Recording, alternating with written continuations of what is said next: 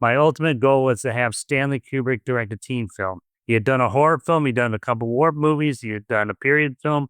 He had done a science fiction film, a couple science fiction films. Of course, the next genre he wanted to work in was the teen genre.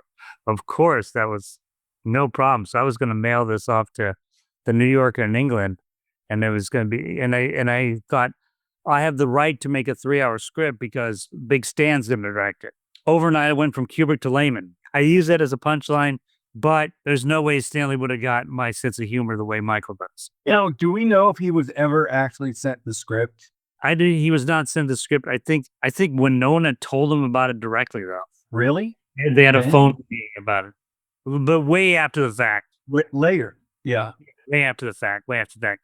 Also, I was at a rap party with Winona for one of my unheralded directorial debuts, and it was like 5 in the morning, and she called JD Salinger and had us all shout hello to him. So she did get some pretty crazy phone calls. Wow. I know Kubrick was in the 80s.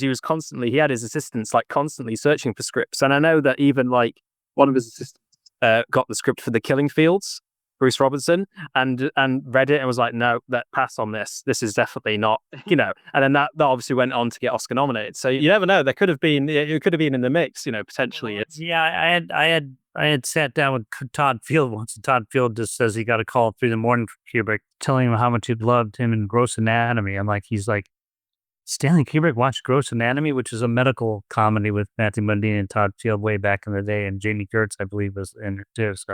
So Kubrick does get around.